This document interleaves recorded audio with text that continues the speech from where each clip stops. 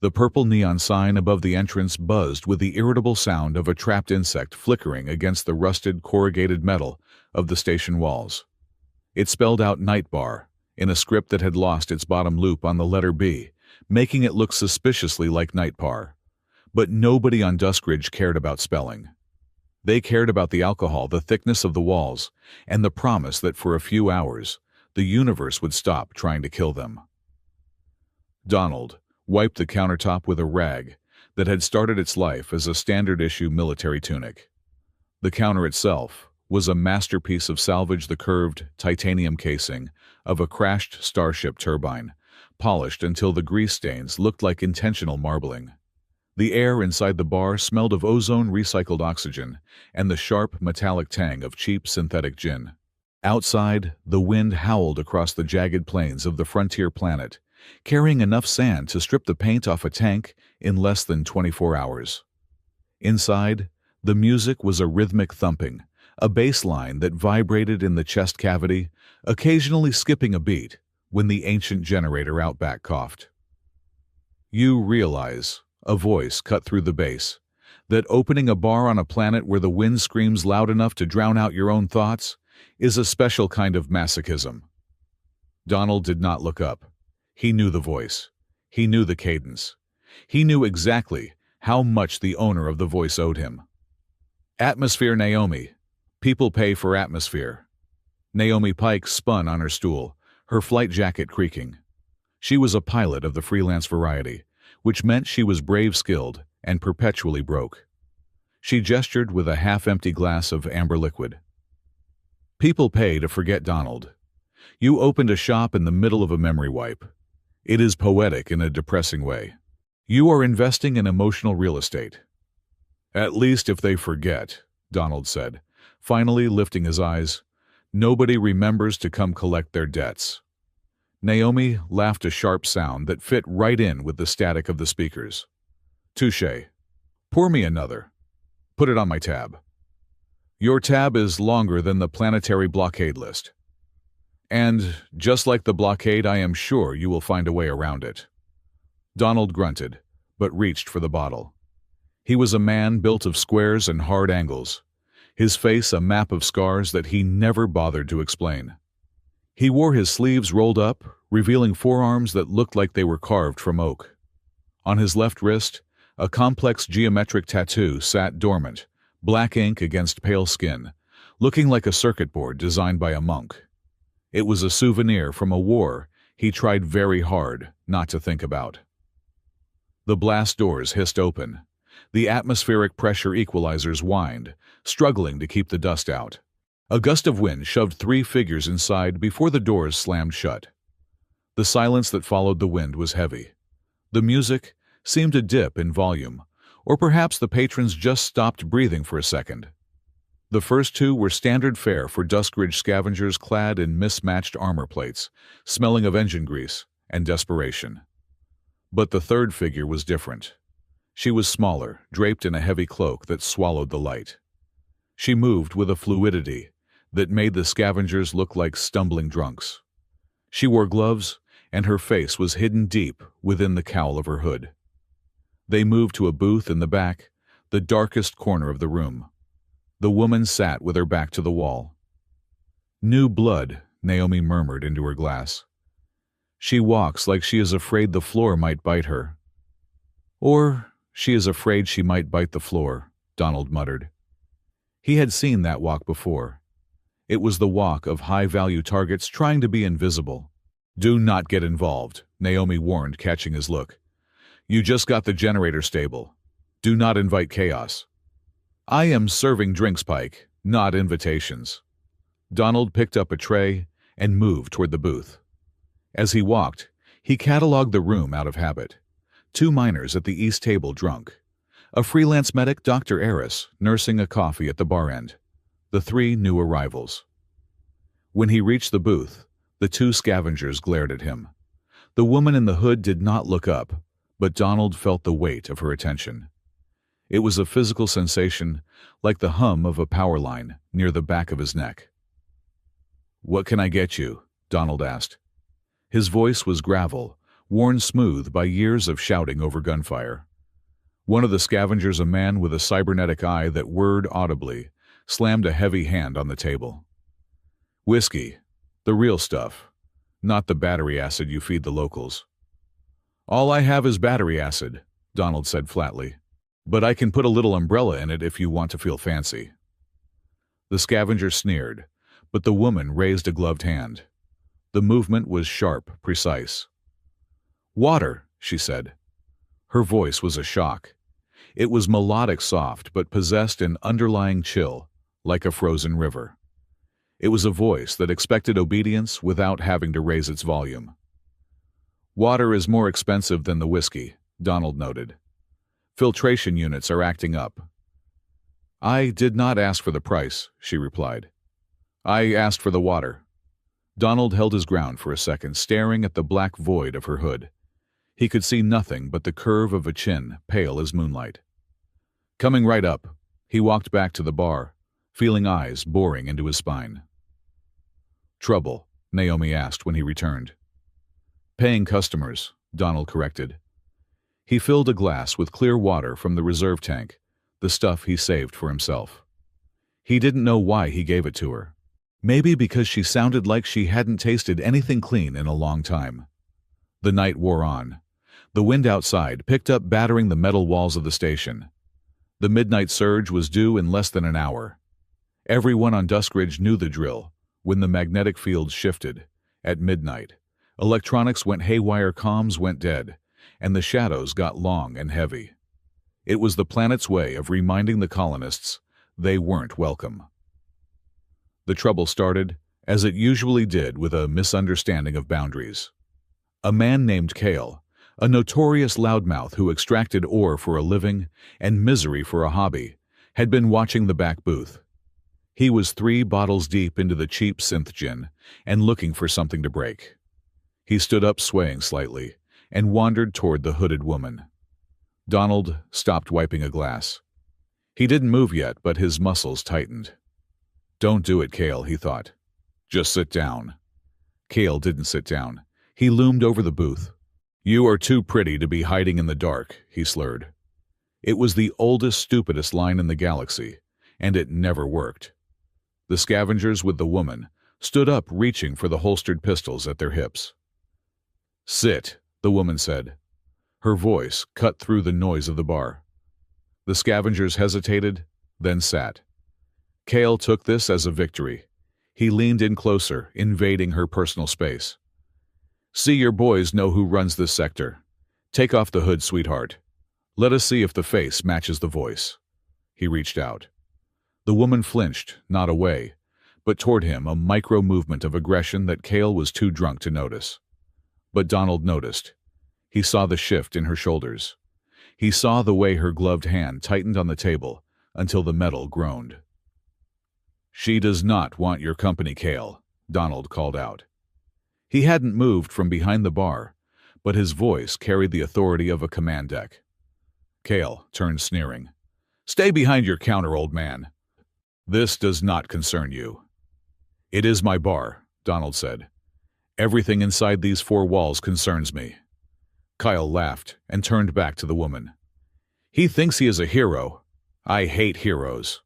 He grabbed the edge of her hood. That was the line. Donald vaulted over the bar. He didn't run. He flowed. Years of combat drills, thousands of repetitions took over. He crossed the floor in 3 strides. Kale yanked the hood back. For a split second, the bar went silent. The woman was striking with hair the color of starlight and skin that seemed to absorb the neon glow of the room. But it was her eyes that froze the blood. They were violet with slit pupils that dilated and contracted rapidly. And her mouth was open in a snarl, revealing teeth that were not human. Canines too long, too sharp, curved like needles. Nocturne blood. The realization hit the room like a physical blow. A predator species. Rare. Dangerous. Hated. Kale stumbled back, his face twisting in disgust and fear. "Monster," he shrieked. He went for the knife on his belt. The woman moved. She was a blur, launching herself out of the booth. She wasn't going for Kale's knife. She was going for his throat. Donald stepped in between them. It was a reflex. Protect the civilian. Neutralize the threat. Even if the civilian was an idiot, and the threat was a princess of the night. Donald caught the woman in midair. He didn't strike her. He intercepted her trajectory, using her own momentum to spin her around. It was a grappling move designed to subdue without killing. She was strong, shockingly strong. She twisted in his grip, her jaw snapping toward his arm. Donald didn't have a choice.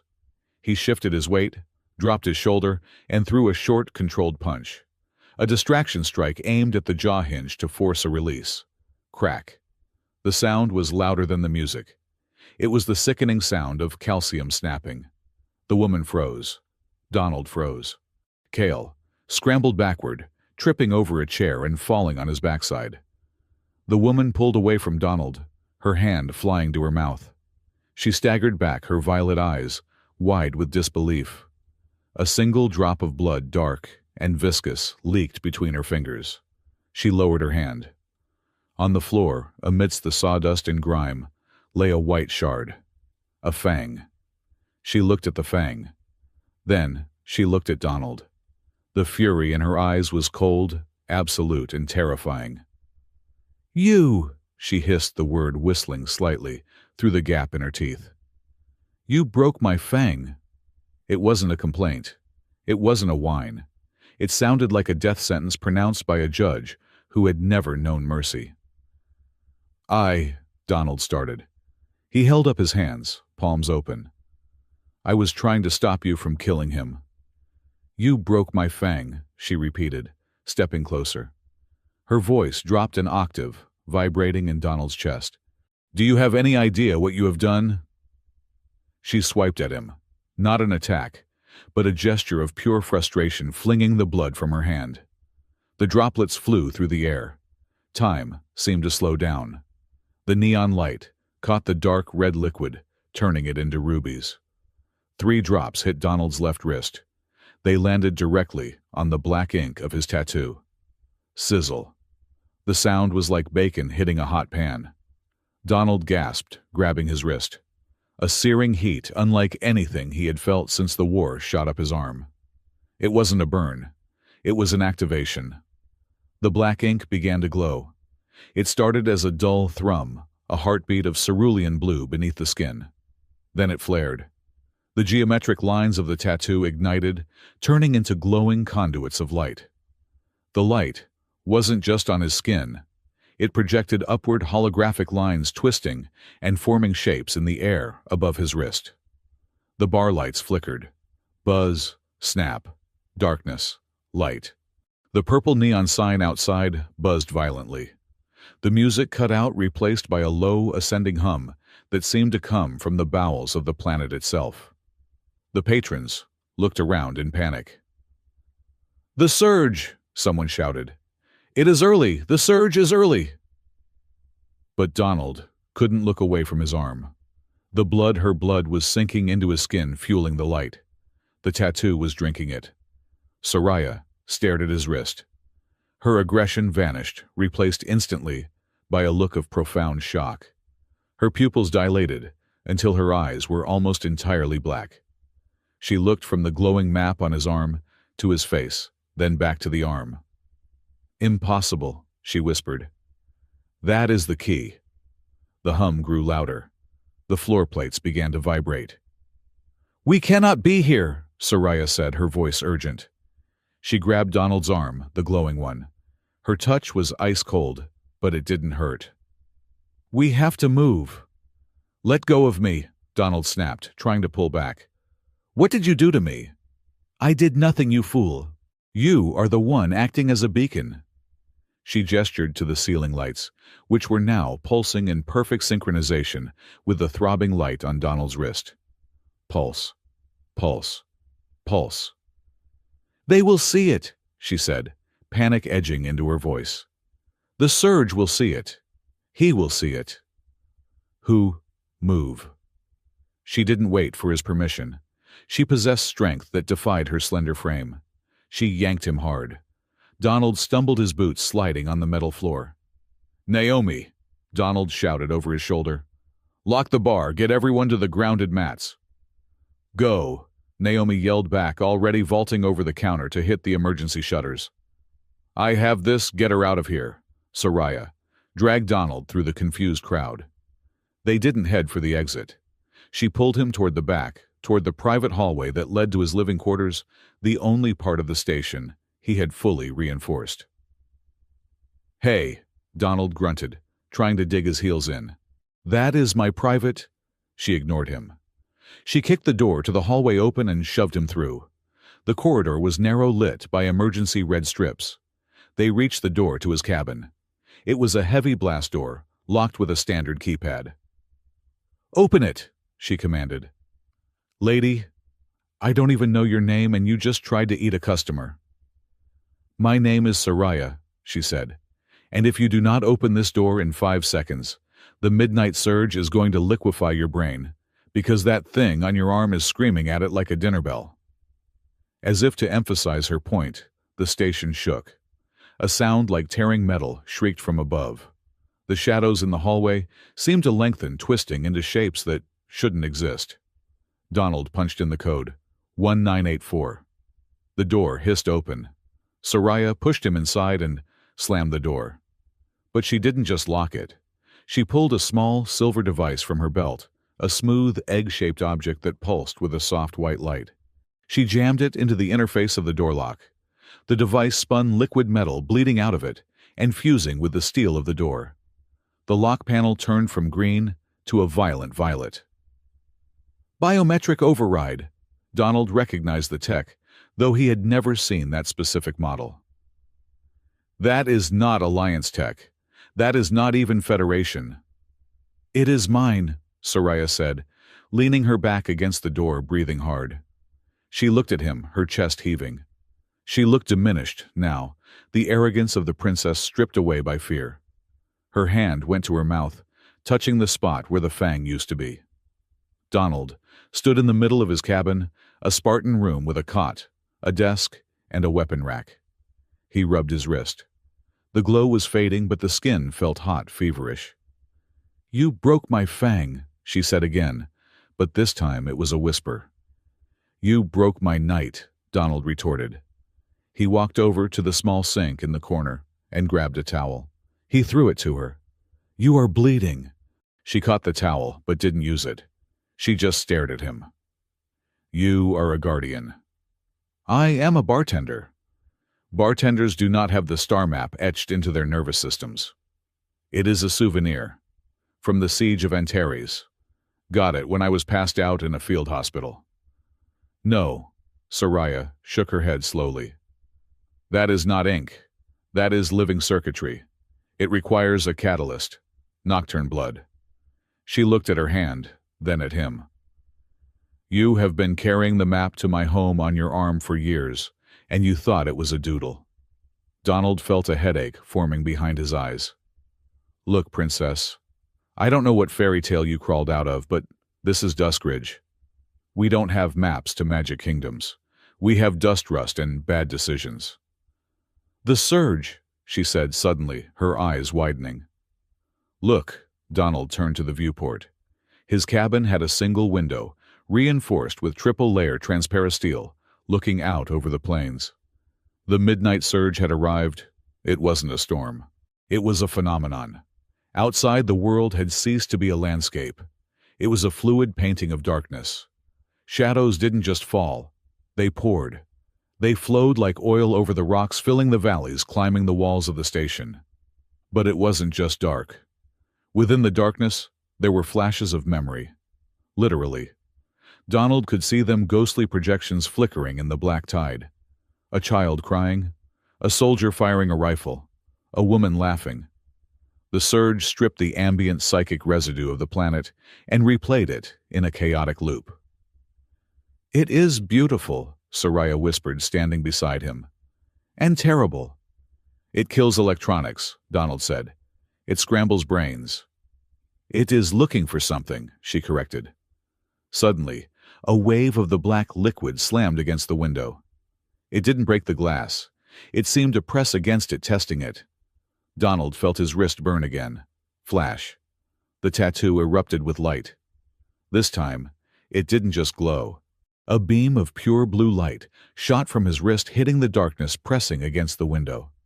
The darkness recoiled. For 1 second, 1 heartbeat, the beam of light expanded into a 3-dimensional hologram in the center of the cabin. It was a complex, rotating schematic of the station they were standing in. But it showed tunnels. Deep, spiraling tunnels beneath the foundations that were not on any blueprint Donald had ever seen. And at the bottom of the spiral, a pulsing red light. Then the power died. The hologram vanished. The lights in the cabin went out. The only illumination came from the swirling, chaotic darkness outside the window, casting long, terrifying shadows across Soraya's face. She wasn't looking at the window. She was looking at him. "You are the key," she said in the darkness, "and I am going to need you to open the door." Donald let out a long, tired sigh. He reached into the dark and found his chair sitting down heavily. "I am going to bill you for the Fang," he said. Soraya blinked. "What? Dental work is expensive, and I charge interest." Outside, the surge roared a sound like 1,000 voices screaming at once. But inside, the silence between the veteran and the princess was louder. The deal hadn't been struck yet, but the die had been cast. The map was real. The monster was at the door. And the bartender had just punched his way into a war he didn't understand. Donald sat in the dark for a long time, listening to the station groan under the pressure of the surge. He could hear Soraya's breathing, shallow, controlled. She was terrified, he realized. The arrogance was a shield, just like his sarcasm. "So," Donald said, his voice cutting through the gloom, "since we are stuck here until the tide goes out, you want to tell me why a nocturne princess is hiding in a dive bar on the edge of nowhere?" "I was not hiding," she said, her voice floating from the corner where she had slumped. "I was waiting. Waiting for what? For the signal. For the map to reveal itself." There was a pause. "I did not expect it to reveal itself on the arm of a human who smells of stale gin and regret." "Top shelf gin," Donald corrected automatically. "And the regret is free." He leaned back, closing his eyes. The image of the map was burned into his retina. Those tunnels, he had lived on this station for 5 years. He had welded every seam, checked every pipe. He thought he knew this place. But the map showed a depth that shouldn't exist. It showed that his bar, his sanctuary, was just the cap on a bottle. "What is down there, Soraya?" he asked, his voice losing the edge. She hesitated. For a moment, he thought she wouldn't answer. "My inheritance," she said softly. "And the reason my people are being hunted." Donald opened his eyes. He looked at the silhouette of the woman in the corner. He thought about the scavengers outside, the way they had looked at her. He thought about the tattoo that had been silent for 10 years now, screaming in blue fire. "Well," Donald said, standing up and feeling his way to the emergency lantern on the wall. He cranked the handle, and a dim yellow light flooded the room, pushing back the shadows. "Looks like I am going to need more coffee." He looked at her. She was holding the broken piece of her Fang in her hand, turning it over and over. "You really broke it," she said, looking up at him with a mix of accusation and wonder. "I have a friend," Donald said, thinking of Mason. "He is good with epoxy. We will fix it. It will never be the same." "Nothing ever is," Donald said. "That is the point of breaking." He walked to the window and placed his hand against the cold glass, watching the midnight surge churn against the station. "Welcome to the night bar, princess," he murmured. "Try not to die." The surge swirled as if in response, a dark ocean waiting to drown them all. And deep in the noise of the wind, Donald could have sworn he heard a laugh. A cold, metallic laugh that sounded suspiciously like a challenge. The night was just beginning. The air in the cabin smelled of ozone and singed biological matter. It was a sharp, biting scent that coated the back of the throat, distinct from the usual industrial grease and recycled oxygen that permeated the rest of the station. Donald leaned against his metal desk, his arms crossed over his chest, watching the woman who called herself Princess Soraya perform battlefield surgery on her own mouth. She sat on the edge of his cot, her posture rigid, her spine a straight line of aristocratic defiance. In her hand, she held a small vial of viscous, luminescent blue liquid. It was not technology Donald recognized, and he had seen tech from half the galaxy during his tour. It glowed with a soft, pulsing rhythm, casting ghostly shadows against her pale skin. Soraya dipped a slender metal instrument into the vial, coating the tip with the substance. Then, without a mirror and without a tremor in her hand, she brought the instrument to her mouth. She applied the blue paste to the jagged stump of the fang Donald had shattered. A hiss of steam escaped her lips. The smell of burning calcium intensified. Donald winced instinctively. He knew pain. He knew the specific white-hot, blinding sensation of nerve endings being cauterized. But Soraya did not make a sound. She did not squeeze her eyes shut. She simply stared at the blank metal wall opposite her, her violet eyes wide and unblinking, while the bioadhesive fused with her living bone. "You have a high tolerance," Donald observed. His voice was rough, a stark contrast to the clinical silence of the room. Soraya lowered the instrument. She ran her tongue over the repaired tooth. It was whole again, though. A faint hairline fracture glowed with that eerie blue light, like a vein of sapphire running through marble. "Tolerance implies I endure it," she said. Her voice was steady, though slightly strained. "I simply accept it. Pain is information. It tells you the body is still yours." She recapped the vial and tucked it into a hidden pouch within her cloak. Then she turned her gaze to him. The anger from the bar fight had cooled into something sharper, more calculating. She looked at him, not as an enemy, but as a puzzle she was dismantling piece by piece. "You fight with efficiency," she noted. "Not like a brawler. Not like a mercenary. You fight like someone who was taught to end things quickly so they could move to the next target." Donald shrugged, glancing down at his left wrist. The tattoo, the geometric labyrinth of black lines, was dormant, now looking like nothing more than ink. But the skin underneath felt tender, sunburned. "I learned to fight so I could stop fighting. It did not work out as planned." "Clearly," she said. She stood up, smoothing her cloak. The movement was fluid, regal. Even in a dingy backroom of a repurposed outpost, she carried herself as if she were walking through a throne room. "Who are you really?" A bartender with a biometric lock on his door and a star chart to the deep crust etched into his nervous system. "I am the guy who owns the establishment you just turned into a panic zone," Donald deflected. He walked over to the small kitchenette unit and dispensed 2 cups of water. He handed one to her. "Drink. You lost blood." She took the cup but did not drink. She held it with both hands, letting the warmth seep into her gloves. "I am a runner, Donald. That is what I am. I am running from things that eat starlight and break worlds. And somehow in this forgotten corner of the galaxy, I found a human who glows like a lighthouse for everything I am trying to escape." Donald took a sip of his water. It tasted metallic. "The tattoo," he said. "You called it a key." "It is a key," Soraya replied. She gestured to his arm. "And a map, and a warrant." "A warrant." "For my people, the Nocturne blood, our history is not written in books. It is encoded in light and biology. We consume bioenergy, yes. That is what the Fangs are for. They are conductors, not just weapons. They draw ambient life force from the environment, from moss, from algae, from the very air, if it is charged enough." She tapped her own cheek, right over the repaired Fang. "The longer the Fang, the more efficient the conduction.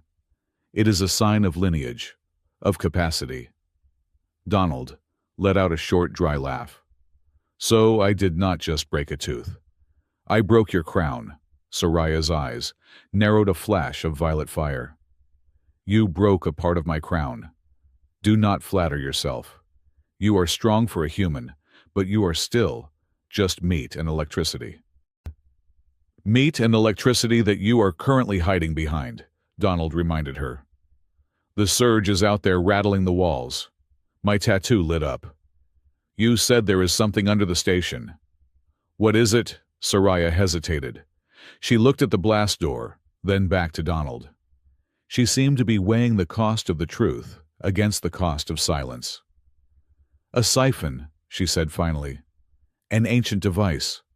My ancestors placed it deep within the crust of Duskridge 3,000 years ago. It was meant to regulate the planetary magnetic field, to keep the midnight surge in check. The surge is not natural, Donald. It is a leak. It is waste energy bleeding from the core, because the siphon has been tampered with. Donald felt a cold knot form in his stomach. He had lived on Duskridge for 5 years. He had watched the surge grow stronger every season. He had seen men lose their minds to the whispering dark. And now, she was telling him it was just a broken machine. Tampered with by whom? That is what I am here to find out, she said. Someone stole the regulator core. Without it, the siphon is becoming unstable. If it fails completely, the midnight surge will not just happen at night. It will be permanent. It will cover this entire hemisphere in a psychic storm that will wipe the mind of every sentient being on the surface. Donald looked at the window, where the darkness outside was still churning, though the violence of it was lessening. The surge was passing. And my arm, he asked quietly. The regulator core, Soraya said. It has a failsafe. If it is moved, it seeks a connection to the nearest compatible biointerface to broadcast its location. Somehow, years ago, someone grafted that interface onto you. Donald closed his eyes. Memories flashed, fragmented, sharp, and painful. The field hospital on Antares 4. The blurry face of a surgeon he never met. The pain in his arm that they told him was just nerve damage. We fixed you up, soldier. You are good as new. They had used him. They had turned him into a walking tracking device for a piece of alien technology, and they hadn't even bothered to tell him. I need to get that core back, Soraya said, her voice dropping to a whisper. If I do not, my people will be blamed for the destruction of this world. The hunters are already here. Baron Calder and his scavengers. They want the core. They think it is a weapon. Is it? Donald asked. Anything is a weapon if you hold it the wrong way, she replied. The hum of the ventilation system changed pitch. The lights in the cabin flickered, and then stabilized to a steady white. The surge had passed. Donald set his cup down. Stay here, he said. I need to check on my bar. I am coming with you, Soraya said, moving toward the door. Donald stopped her with a raised hand. No, you stay. You are the reason half the room was ready to draw blasters an hour ago. Let me assess the damage first. If the mood is ugly, you walking out there is just lighting a match in a fuel tank. She looked like she wanted to argue, but she nodded once. 5 minutes, she said. Then I come out. Donald keyed the door code and stepped into the hallway. The air was cooler out here. He walked down the corridor and pushed through the service entrance behind the bar. The main room was a mess of overturned chairs and spilled drinks. The smell of fear was palpable, a sour, sweaty odor that hung under the high ceiling. The emergency lights were fading as the main generators kicked back in, bathing the room in the familiar, comforting purple neon. But it was the people that stopped Donald in his tracks. Most of the patrons were slowly picking themselves up from the floor, rubbing their heads. The midnight surge, even inside a shielded structure, had a way of scrambling short-term memory. It was like waking up from a vivid nightmare you couldn't quite recall. Donald scanned the room. Mason, his mechanic, was near the jukebox checking the wiring. Naomi was at a table helping an old miner sit up. Donald walked over to the bar. A man was sitting there, old Jensen. He was a regular. He had been coming here since Donald opened the place. Jensen looked at his hands, then at the empty glass in front of him. Jensen, Donald said softly. You okay? The old man looked up. His eyes were swimming unfocused. Tears were streaming down his face, cutting tracks through the grime on his cheeks. "I cannot remember her name," Jensen whispered. His voice broke. "My wife. I know I had a wife. I know she died. But I cannot remember her name. The dark, it took her name." Donald felt a physical pain in his chest, sharp and familiar. It was the same feeling he had when he stood over the ruins of the colony on Antares, realizing that no matter how many enemies he shot, he couldn't shoot the loss itself. He couldn't shoot the grief. He looked around the room. A young woman was frantically checking her pockets, looking for something she couldn't describe. Two tough-looking miners were holding each other, shaking, stripped of their bravado by the psychic intrusion of the surge. This wasn't just a storm. It was a violation. "Donald," he turned. Mason Reed was standing there, wiping grease from his hands with a rag. Mason was a short, wiry man with hair that looked like it had been styled by an explosion. He was the best mechanic in the sector, and the only person Donald trusted to touch the station's reactor. "Talk to me, Mason," Donald said. "We have a problem," Mason said. "And I do not mean the mess. I checked the logs during the blackout. The surge scrambled the external sensors, but the internal net. It was not the surge that took it down." "What do you mean?" "I mean someone sliced it," Mason said, lowering his voice. "Someone with military-grade decryption software bypasses the security loop right when the lights went out. They were not looking for money. They were looking for data." "What data?" "Seismic scans," Mason said. "Sub-level blueprints. And they accessed the biometric scanners in the entryway." Donald's jaw tightened. "They were looking for her." "They were looking for something," Mason corrected. "But here is the kicker. The signal did not come from outside. It came from inside the bar." Donald looked out at the room. "Show me." Mason pulled a datapad from his belt and tapped the screen. I traced the packet. It bounced off the repeater, but the source was a localized burst. Came from Table 4. Donald looked at Table 4. It was in the far corner, shrouded in shadow. Naomi slid onto the stool next to him. She didn't look at him. She looked at the reflection in the mirror behind the bar.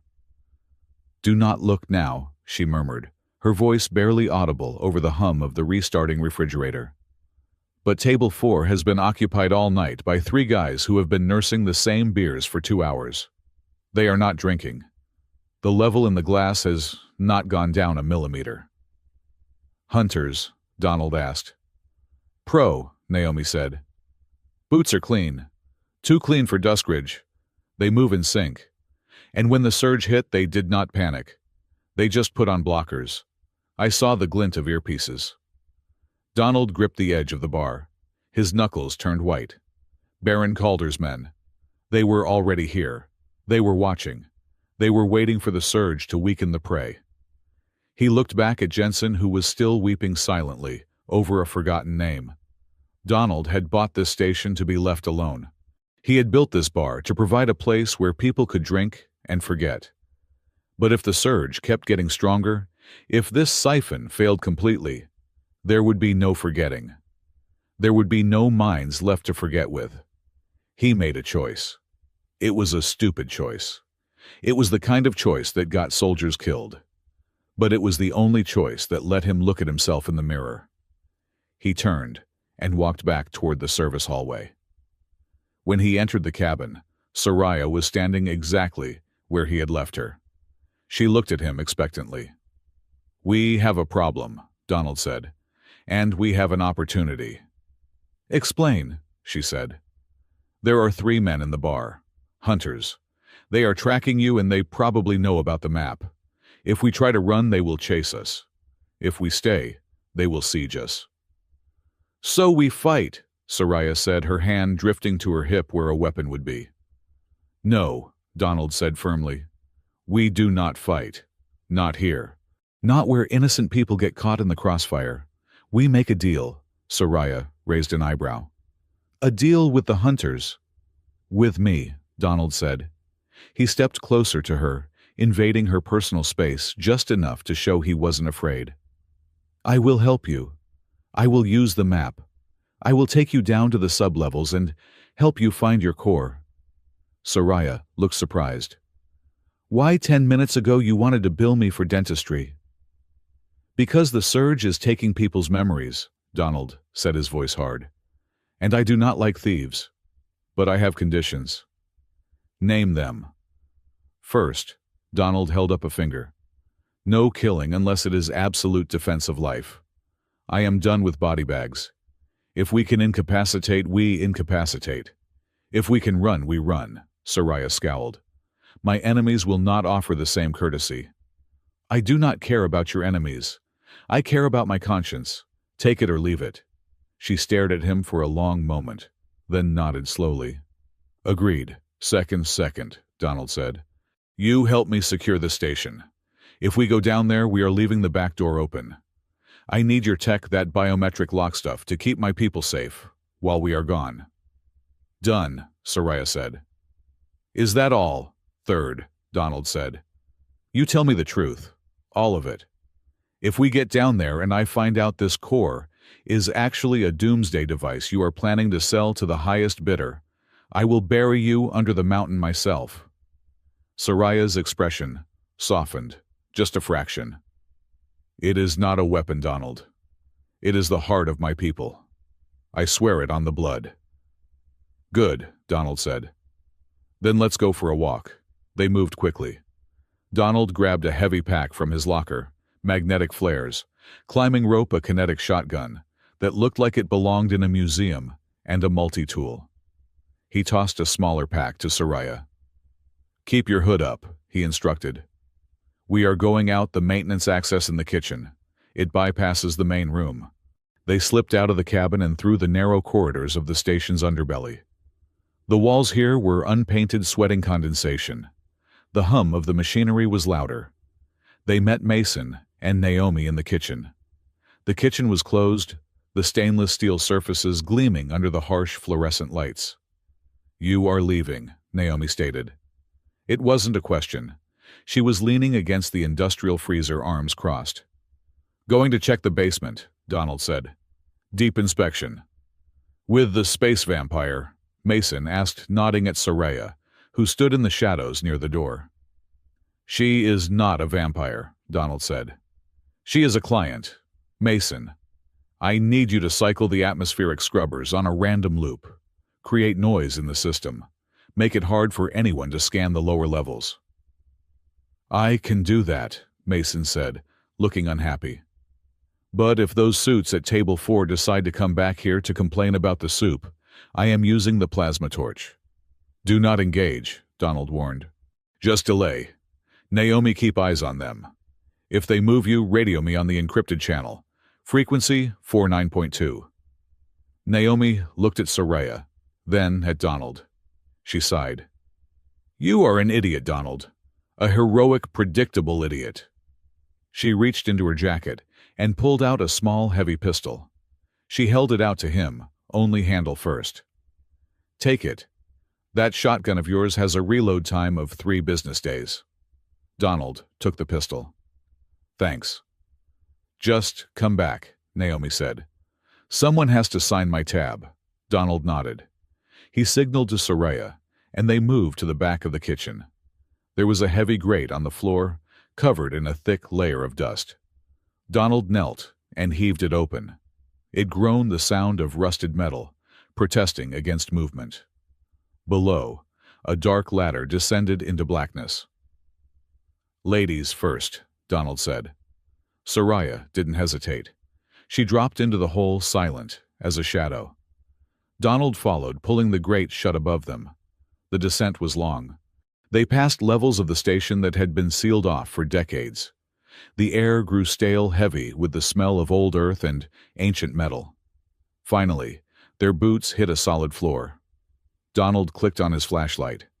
The beam cut through the dark, revealing a long, cylindrical corridor. The walls were not made of the station's standard prefabricated metal. They were stone smooth and black, fused with metallic veins that shimmered under the light. We are below the station foundation, Donald whispered. The acoustics were strange here, deadened as if the walls were absorbing the sound. "This is the antechamber," Soraya said. She walked ahead of him, her hand trailing along the wall. "My people built this access tunnel long before the humans landed their colony ships." She stopped in front of a massive circular door.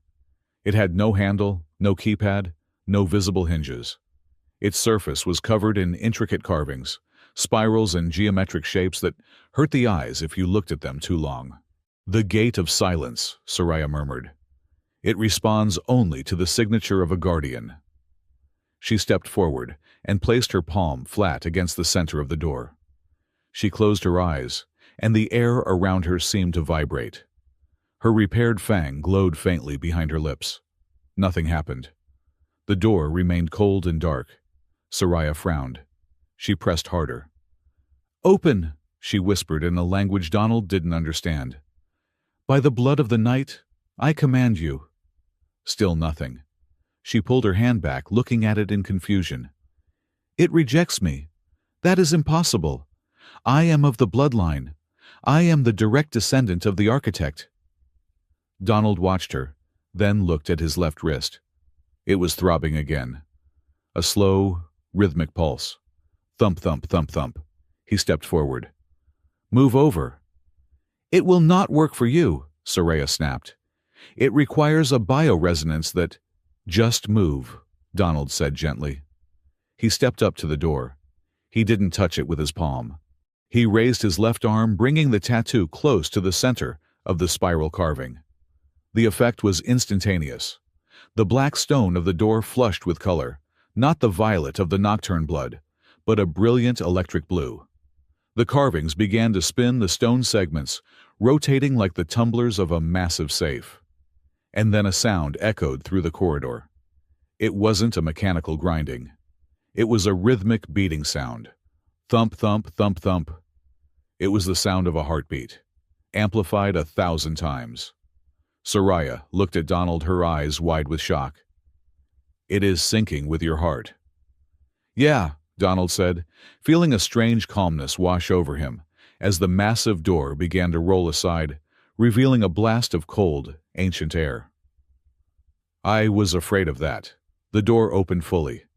Beyond lay darkness deeper than the night, broken only by the faint, distant pulse of a red light far below. "After you, princess," Donald said, lowering his arm. The tattoo was now glowing steadily, casting a blue halo around them. Soraya stared at him for a second longer, her expression unreadable. "You are not just a map, Donald," she whispered. "You are the lock." "Great," Donald grunted, checking the charge on his pistol. "That means everyone is going to be trying to turn me." He stepped through the gate. "Let's go find your heart before mine stops beating." As they disappeared into the dark, the heavy stone door began to slide shut behind them, sealing them in. Far above in the bar, the three men at table 4 stood up in unison, leaving their full glasses of beer behind. The hunt was on. The doors to the night bar did not slam open this time. They slid apart with a deferential hiss, as if the station's pneumatics recognized authority when they felt it. The man who entered brought the silence with him. He was not large, not in the way the asteroid miners or the augmented mercenaries were large. He was slender, draped in a coat of synthetic velvet that swallowed the purple neon light of the bar, rather than reflecting it. He held a cane topped with a sphere of polished chromium, though he walked with the grace of a jungle cat that had never known an injury. His face was a mask of cultivated boredom, smooth and pale with eyes that looked like they had seen civilizations burn and found the heat mildly inconvenient. This was Baron Calder.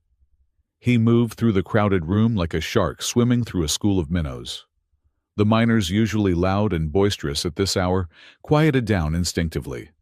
They pulled their boots in. They hunched over their drinks. The air in the bar grew heavy, the temperature seeming to drop 10 degrees. Donald stood behind the counter drying a glass. He did not speed up his movements. He did not reach for the shotgun under the bar. He simply watched his face a slab of granite. Calder reached the bar. He did not sit. He stood resting both gloved hands on the polished turbine casing of the counter.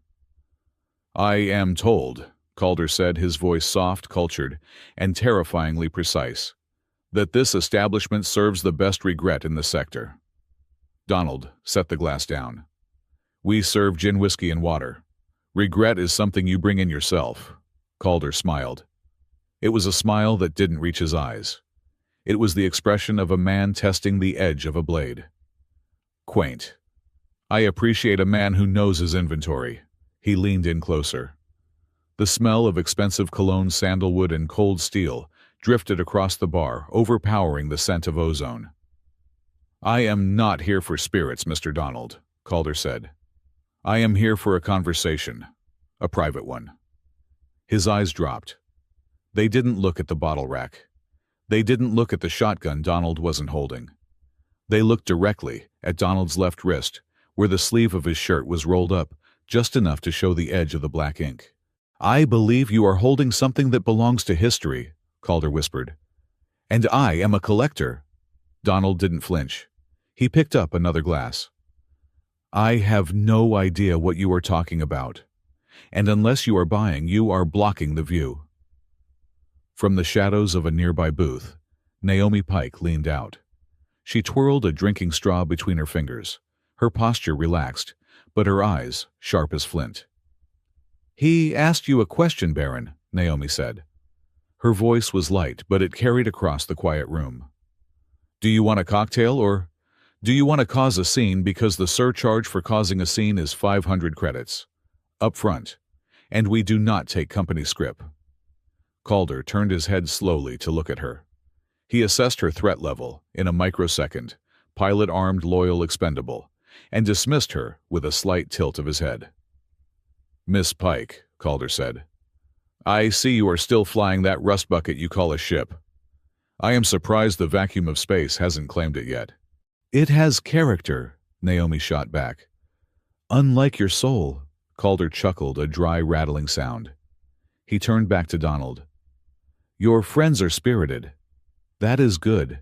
It makes the inevitable tragedy so much more poignant." He tapped a finger on the counter. "Let us stop pretending. I know about the map. I know about the princess hiding in your back room. And I know about the midnight surge." Donald stopped wiping the glass. He locked eyes with Calder. "If you know so much, why are you standing here talking to a bartender?" "Because," Calder said, leaning in until his face was inches from Donald's, "I know what this station used to be. Before you bought it. Before the miners came. It was not just an outpost, it was a research anchor. They were studying the darkness, Donald. They were trying to harness it. And you are standing on top of a mine of power that you cannot comprehend." Donald felt a cold prickle at the base of his spine. "I am just a guy selling drinks." "Are you?" Calder's eyes bored into him. "Or are you just another soldier following orders you do not understand, protecting a line on a map that someone else drew? Tell me, veteran, how many people have vanished in the surge under your watch? How many ghosts are you responsible for?" The words were precise. They were designed to hurt. They pried at the mental scar tissue Donald had spent 5 years trying to build. "Get out!" Donald said. His voice was low, dangerous. Calder straightened up. He adjusted his cuffs. "I am leaving. The air in here is common. But I will be watching Donald. The surge is coming. And when the darkness gets hungry, remember that I offered to take the burden off your hands." He turned and walked out. He didn't look back. The doors hissed shut behind him.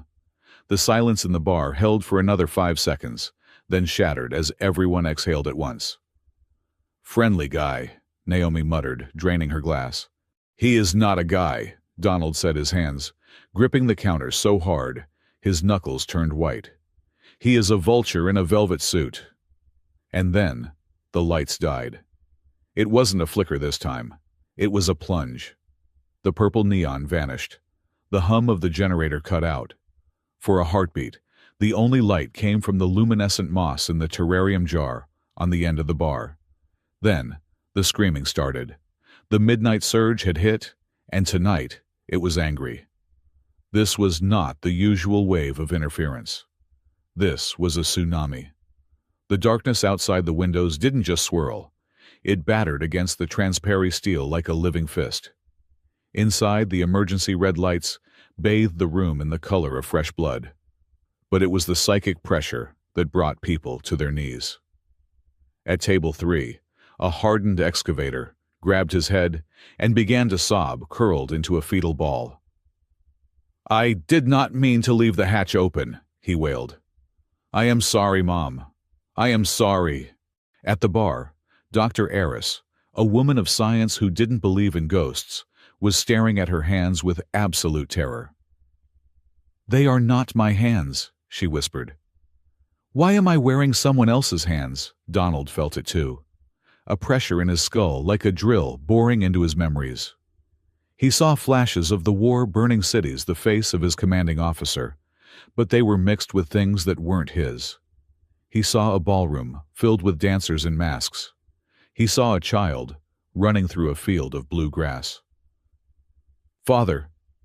The voice was small, terrified. Donald looked down. A young boy, maybe 7 years old, the son of one of the kitchen staff, had run out from the back. He grabbed Donald's leg, burying his face in Donald's trousers. "Father, do not let them take me," the boy screamed. Donald froze. He didn't have a son. He had never had children. But for a terrifying second, the memory washed over him, a memory of holding a baby, of naming him, of promising to keep him safe. It felt real. It felt more real than the bar around him. Donald stammered. He reached down his hand, trembling, to touch the boy's hair. "I am not—" "The surge," a voice cut through the fog. "It is remixing us." Soraya was there. She had emerged from the back hallway. Her hood was down. Her violet eyes were glowing in the red light, wide with fear. Not the fear of a princess losing her throne, but the primal fear of a sentient being losing itself. She pulled the boy gently away from Donald. She placed a hand on the boy's forehead and whispered a word in her language. The boy slumped unconscious into her arms. "He is sleeping," she said, looking up at Donald. "It is better than being awake for this." "What is happening?" Donald asked. His voice sounded hollow, like he was speaking from inside a helmet. "The siphon is failing fast," Soraya said. "The surge is not just energy anymore. It is data. It is reading the neural patterns of everyone in its range and broadcasting them. It is shuffling memories like a deck of cards. That boy projected his fear onto you, and the surge made you feel his memories of his father." Donald rubbed his temples, trying to push the fake memories out. The ghost of a son he never had lingered in his mind, a phantom ache in his chest. "Calder was right," Donald muttered. "This place is a mine, and it is exploding." "We need to secure the perimeter," Soraya said. "If the mental barriers break down completely, these people will tear each other apart because they will not know who is friend and who is enemy." "Mason," Donald shouted. "Get the localized dampeners online now." "I am trying," Mason's voice came from under a pile of equipment in the corner. "But something is fighting me. The system is locked." Donald looked at Soraya. "Keep them calm. Use that princess voice of yours." "Where are you going?" "To the basement," Donald said, grabbing his flashlight. "I need to see what is happening to the Foundation." He didn't wait for an answer. He moved through the chaos, stepping over people who were lost in hallucinations, and headed for the service hatch. The descent into the lower levels was a journey into madness. The air grew colder with every step. The red emergency lights flickered, casting long, dancing shadows that looked too much like the things Donald had fought in the war. He reached the sublevel where the old maintenance tunnels intersected with the ancient stone corridor they had found earlier. He stopped. On the wall, there was a stain. It was blood. A long, dark streak, as if someone had dragged a wounded body along the concrete. Donald moved closer, shining his light on it. He touched it. It was wet. He pulled his hand back, his heart hammering against his ribs. This tunnel had been sealed for 50 years before he and Soraya opened it. There was no one down here. There could not be anyone down here. Fresh, Donald whispered. But as he stared at it, the blood began to change. It darkened. It dried. It flaked away and turned to dust in seconds, leaving only a faint, rusty stain on the wall. Donald stepped back, his breath catching in his throat. Time, he realized. The surge is messing with time.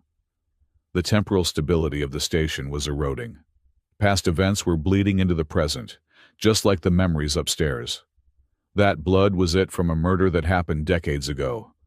Or was it from a murder that was going to happen tomorrow? Donald. Mason's voice crackled over the comms earpiece. It was frantic. I am here, Mason. What is it? You need to see this. I found something in the power coupling. I am in the generator room. On my way, Donald ran. He left the ghost blood behind, sprinting through the corridors to the main generator room. Mason was standing by the main turbine, holding a small black device in his hands with a pair of insulated tongs. The device was shaped like a spike, pulsing with a rhythmic, sickly green light. I found it clamped onto the main power bus, Mason said, his face pale under the grease. It is a thumper. A thumper. It sends a rhythmic pulse through the ground, Mason explained. It is undetectable unless you are looking for it. But look at the frequency. He held up his datapad. The screen showed a waveform. Thump, thump, thump. It mimics a heartbeat, Donald said, recognizing the rhythm. A giant heartbeat.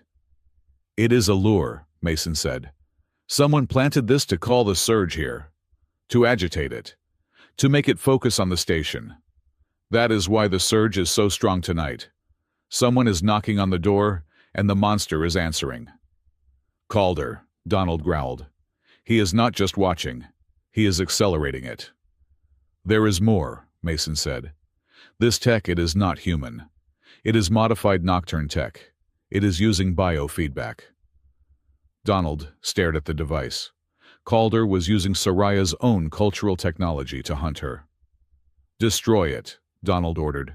If I destroy it while the surge is active, the feedback loop could blow the generator, Mason warned. Then disconnect it, carefully. Donald turned away, his mind racing.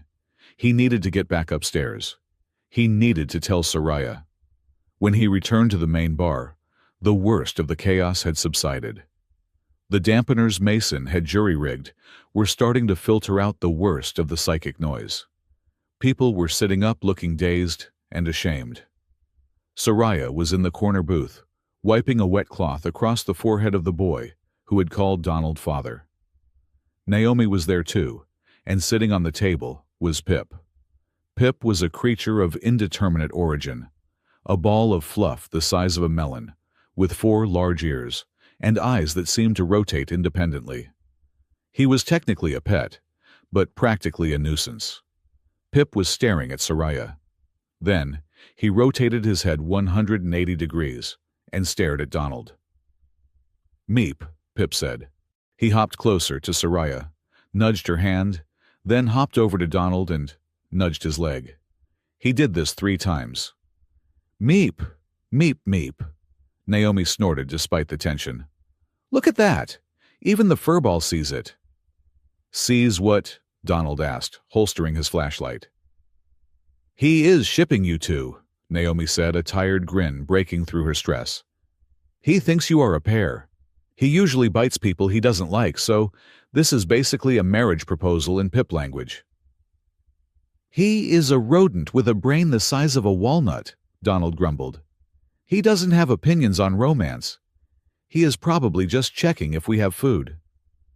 I do not have food, Soraya said, looking at the creature. Pip blinked at her, then let out a soft, trilling purr, and curled up between them on the bench. He is comfortable, Soraya observed. Animals usually run from me. They smell the predator. Maybe he smells the exhaustion, Donald said. He sat down heavily on the bench opposite her. We found a device, a thumper. Someone is calling the surge down on us, Soraya's expression hardened. Calder. Yeah, he is trying to crack the station open like a nut to get at the meat inside. For a moment, the noise of the bar faded. It was just the two of them in the booth, surrounded by the wreckage of the night. I did not ask for this, Soraya said quietly. She wasn't looking at him. She was looking at her hands. I did not ask to be a princess. I did not ask to be the keeper of the core. I wanted to be a xenobiologist. I wanted to study moss. She laughed, a bitter, short sound. Moss? Can you imagine a vampire princess who wants to look at lichen? Donald looked at her. Really looked at her. Under the hood and the history, she was just someone who had been handed a heavy bag and told to carry it up a mountain. I wanted to be an architect, Donald said. The confession slipped out before he could stop it. I liked drawing lines, straight lines, logical structures. Then the war started and they told me I was good at breaking things. So I broke things. For 10 years. He leaned forward, resting his elbows on his knees. I was on a patrol in the Gamma sector. We had orders to clear a village. Intel said it was a rebel stronghold. It wasn't. It was a refugee camp. I realized it too late. I stopped my squad, but the mortars were already in the air. He looked at his hands. The hands that had fixed the generator, poured the drinks, and broken her Fang. I bought this bar because I wanted to build something that wouldn't fall down. I wanted to set the boundaries. My walls. My rules. Soraya looked up. Her violet eyes searched his face. And now, I have brought the war to your walls. The war was always here, Soraya, Donald said. You just turned on the lights so I could see it. They sat in silence. The distance between them on the bench seemed to shrink. The shared weight of their pasts, her unwanted crown, his unwanted guilt created a gravity of its own. Donald reached out almost unconsciously to brush a stray lock of hair from her shoulder. Soraya didn't pull away. She leaned into the movement just an inch. The air between them crackled, not with electricity, but with recognition. Donald, she whispered. The front door chimed. It wasn't the polite hiss of the entrance. It was a proximity alert. Help me! The scream came from outside. Donald and Soraya broke apart, the moment shattered instantly. They sprang up and ran toward the entrance. Through the thick glass of the viewport, they saw a figure stumbling toward the door. It was a traveler, heavily wrapped in protective gear, dragging a canister of oxygen. He was pounding on the glass. Let me in, please, it is behind me. Donald slammed his hand on the door release. Mason, cycle the airlock now. The outer door hissed open. The traveler scrambled into the airlock chamber. Come on, Donald yelled. But the surge was faster. Before the outer door could close, a tendril of absolute blackness, dense fluid, and horrifyingly silent, shot into the airlock. It didn't look like smoke. It looked like a tear in reality. It wrapped around the traveler's legs. The man screamed, but the sound was cut off as the darkness surged up his body. It didn't crush him. It absorbed him. 1 second he was a frantic man in a suit. The next, he was gone. The darkness receded, sliding back out into the night like a satiated snake. The outer door slammed shut. Inside the airlock, there was nothing left of the man. Nobody. No clothes. No oxygen tank. There was only a mark on the floor. A silhouette of the man scorched into the metal plating in pure matte black. It looked like a shadow that had been burned permanently into the steel. Donald stared at the mark through the inner glass. His reflection was superimposed over the empty space where a human being had stood 5 seconds ago. The bar was silent. Even the drunks were silent. This was death in a form they couldn't fight. It was erasure. Donald turned away from the glass. His face was no longer the face of a bartender. It was the face of the veteran who had survived the Gamma sector. He walked past Soraya. He walked past Naomi. He walked past the terrified patrons. Donald, Naomi asked, her voice trembling. What are you doing? Donald went behind the bar. He reached under the counter, but he didn't pull out the shotgun. He pulled out a heavy industrial breaching charge, a leftover from his mining days. He slung it over his shoulder. Then he reached for a bottle of the expensive whiskey, the real stuff, poured 2 fingers into a glass, and downed it in one swallow. He slammed the glass down. "I am done playing defense," Donald said. His voice was cold steel. "I am done waiting for the storm to pick us off one by one." He looked at Soraya. "You said the siphon is down below. You said it is the mouth of this thing." "Yes," Soraya said, stepping forward. "Then we are going down there," Donald said. "And we are going to shut its mouth, permanently." He checked the charge on his pistol. "Mason, give the bar to Naomi. You are coming with us. I need someone to hotwire a god." "Me," Mason squeaked. "I fix toasters." "Today you fix the planet," Donald said. He walked toward the service hatch, his stride long and purposeful. The tattoo on his arm began to glow, sensing his intent. It wasn't a flicker this time. It was a steady, burning blue light. Far outside, on a ridge overlooking the station, Baron Calder lowered his high-powered binoculars. He adjusted the collar of his velvet coat against the wind. He smiled. A genuine smile this time. "Excellent," Calder whispered to the empty night. "The rabbit is leading us to the burrow." He tapped his earpiece. "Prepare the breach team. They are opening the door for us." Back in the bar, Donald paused at the hatch. He looked at Soraya. "Hunters drink water too," he said, referencing their first conversation. "But tonight, they are going to choke on it." He opened the hatch. The darkness below waited. "Let's go to work." The wind outside the night bar did not sound like wind anymore. It sounded like the breathing of a colossal beast pressing its snout against the corrugated metal walls, sniffing for the meat inside. Inside, the atmosphere was a pressurized vessel of waiting. Donald stood behind the bar, but he was not pouring drinks. He was stripping a plasma coil from a broken generator, his fingers moving with the blind familiarity of a man who had spent 10 years taking apart things that were designed to kill him. "They are not breaching," Mason said. The mechanic was crouched by the main airlock, welding a frantic lattice of scrap metal over the control panel. Sparks showered down around him like angry fireflies. "Why are they not breaching? There are 40 of them out there." I checked the thermal scans. 40 heat signatures armed to the teeth. "Because Calder does not want to pay for the cleanup," Donald said without looking up. "And he does not want to damage the merchandise." He looked at his left wrist. The tattoo was humming a low-grade vibration that made his teeth ache. It knew what was coming.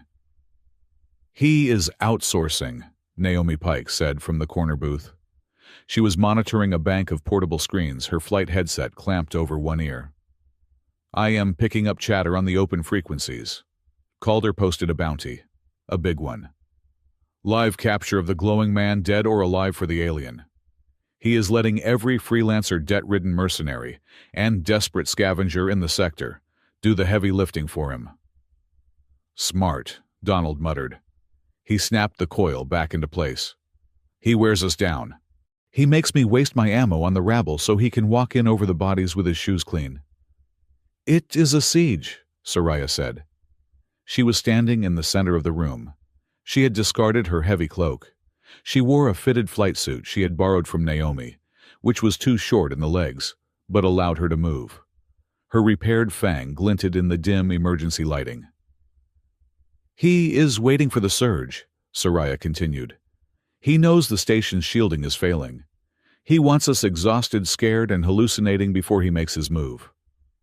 "Then we do not get exhausted," Donald said. He racked the slide of his kinetic shotgun. "And we do not get scared." "Easy for you to say," Mason squeaked, adjusting his welding goggles. "You are the one with the magic arm. I am just a guy with a wrench and a very healthy fear of death." "Mason," Donald said, his voice dropping to that calm command frequency tone that cut through panic. "Is the soft fortress ready?" Mason grinned a nervous, manic expression. "Oh, it is ready. I bypassed the safety protocols on the internal lighting grid. I rigged the sonic scrubbers to emit a frequency that induces nausea in anyone not wearing ear protection. And I electrified the floor plates in the entryway with a low amp, high-pain stunning charge. Good, Donald said. Nobody dies tonight. We disable. We disarm. We repel. Soraya looked at him, her violet eyes narrowing. They are coming to kill us, Donald. They are coming to strip the flesh from your arm and mount my head on a wall. And you want to use stun charges. I am not adding more ghosts to this station, Donald said. The surge is already bringing enough of them back. As if on cue, the first explosion rocked the front entrance. It wasn't a military breach charge.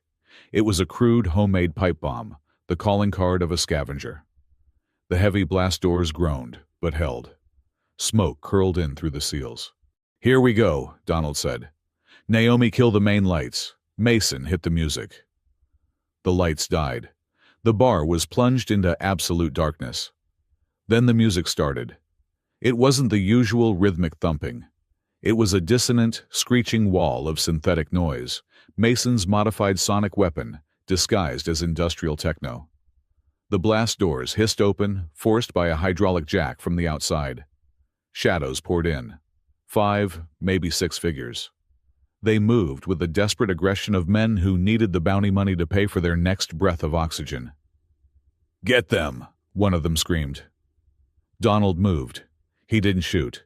He vaulted over the bar landing silently on the balls of his feet. He knew this room. He knew exactly where every table, every chair, every uneven seam in the floor was. The scavengers did not. Mason hit the strobes. Blinding white light flashed at irregular intervals. Flash dark, turning the movement of the intruders into a jerky, disorienting stop-motion film. Donald was a ghost in the strobe light. He stepped inside the guard of the lead scavenger. He didn't use a knife. He used the heel of his hand, striking the man's solar plexus with surgical precision. The man folded, gasping for air that wouldn't come. Donald spun him around, using his body as a shield against the others.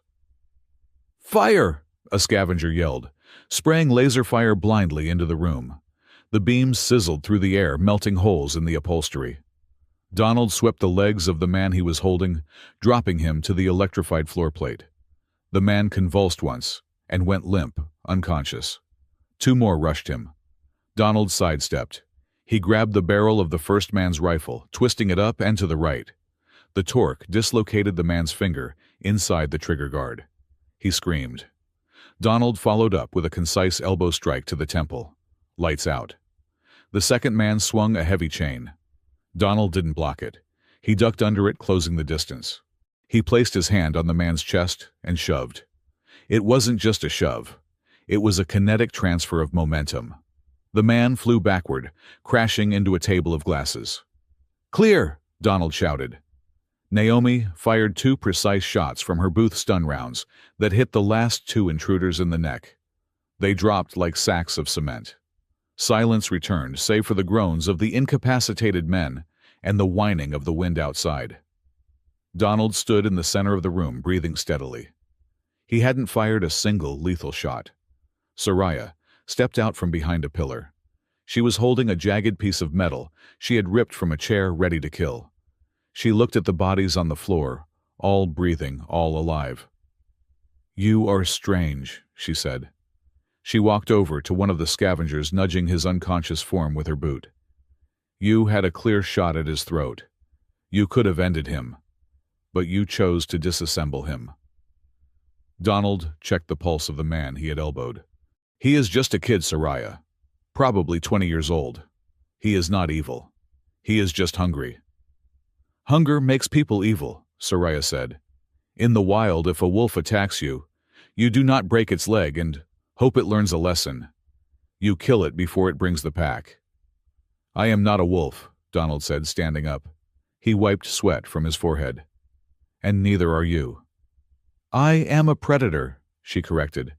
"And you are a soldier. Soldiers kill." "I used to," Donald said. He walked over to the bar and poured a glass of water, his hand shaking slightly, not from fear, but from the adrenaline crash. "I was good at it. I was the best. I could calculate the windage on a sniper shot from 2 kilometers away. I could rig a door to blow a squad into red mist. He took a drink, staring at his reflection in the mirror. The scar on his cheek looked deeper in the emergency light. I am tired of being good at that, he whispered. It takes a piece of you, Soraya. Every time you pull the trigger, you trade a little bit of your soul for a little bit of silence. Eventually, you run out of soul and the silence gets too loud. Soraya watched him. For the first time, she didn't look at him with the calculating eyes of a royal or the hungry eyes of a vampire. She looked at him with curiosity. Soft things die in the dark, Donald, she said softly. Then we make the dark afraid of soft things, he replied. Heads up, Naomi's voice cut in sharp and urgent. Second wave coming. And Donald, the surge is spiking. It is off the charts. The air in the room suddenly grew heavy. The taste of copper filled Donald's mouth. The hairs on his arms stood up. The midnight surge was here. Outside, the darkness pressed against the windows, swirling with that oily, unnatural motion. But this time, it didn't stay outside. The walls of the station seemed to bleed. Shadows dripped from the ceiling. And then the screaming started again, but not from the bar. From outside. The second wave of mercenaries had breached the outer perimeter, but they weren't attacking. They were stopping. Donald ran to the viewport. Outside, in the swirling black fog, a mercenary was on his knees. He had dropped his weapon. He was clutching his head, screaming at the empty air. What is happening to him? Soraya asked, standing beside Donald. The surge, Donald said. It is not just taking memories anymore. It is projecting them. It is wearing them. Suddenly, the mercenary looked up. He looked directly at Donald through the glass. But the look in his eyes wasn't rage. It was recognition. And it was heartbreak. Lieutenant, the mercenary shouted. His voice was muffled by the glass, but the lip movement was clear. Lieutenant, I did not mean to drop the flare. I am sorry, do not leave me. Donald recoiled, as if he had been slapped. He thinks he is, Donald stammered. He thinks he is Corporal Hicks. Who is Corporal Hicks? Soraya asked. A man who died 10 years ago, Donald whispered. In my squad. I left him behind. The LZ was hot. I gave the order to lift off. The mercenary outside was weeping now, clawing at his own face. It burns, Lieutenant, the fire, it burns. Donald felt his knees buckle. The guilt, the ancient solidified guilt he had carried like a stone in his gut, was suddenly reflected back at him from the eyes of a stranger. The surge had reached into Donald's mind, pulled out his worst nightmare, and pasted it onto the soul of his enemy. It is a trick, Soraya said fiercely. She grabbed Donald's shoulders, shaking him. Donald, look at me. That is not your corporal. That is a scavenger named Silas. The surge is mixing your minds. Do not let it in. He knows, Donald gasped, his eyes wide and unseeing. He knows I left him. He knows nothing, Soraya hissed. She slapped him sharp hard across the face. The sting brought Donald back. He blinked, focusing on Soraya's violet eyes. You are not in the war, Soraya said, her voice intense, anchoring him. You are in your bar. You are holding a glass of water, not a rifle. You are saving me, not leaving him. Soraya. You are not your past, Donald, she said, her hands gripping his arms tight enough to bruise. The past is dead. It is data. It is dust. You are what you choose to do right now, in this second. Who are you right now? Donald took a breath.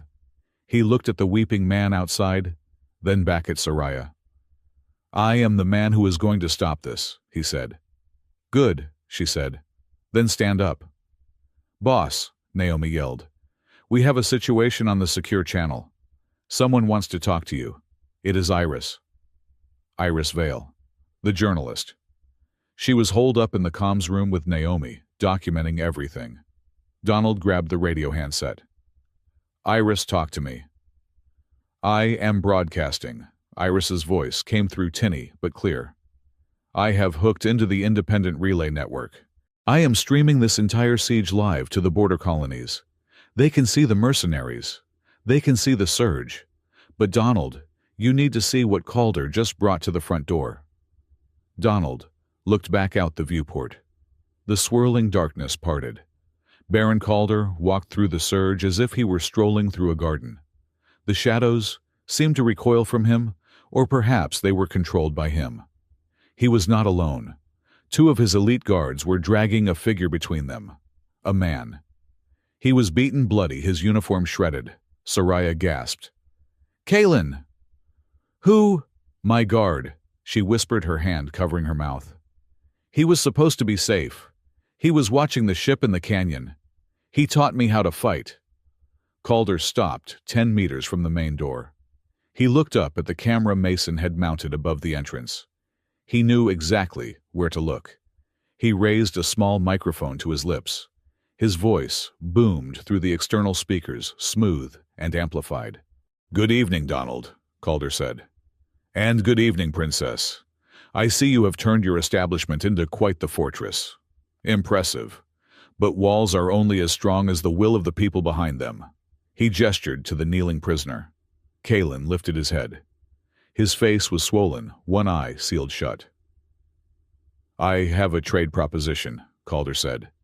"I do not want to destroy this station. It is a valuable piece of archaeology, and I certainly do not want to hurt this loyal soldier." Calder drew a pistol. It was a sleek silver weapon.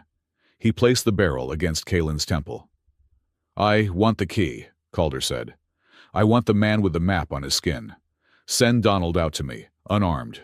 If you do, the soldier lives. If you do not, well, the surge is hungry, and I am impatient." Soraya made a sound, a low, animalistic growl of anguish. She moved toward the door. "No," Donald said. He grabbed her arm. "He will kill him," Soraya cried. "Kalen is family. He is the only one left." "If you go out there," Donald said, "he captures you. He kills Kalen anyway, and then he comes for me. You lose everything." "I cannot let him die." Soraya struggled against his grip.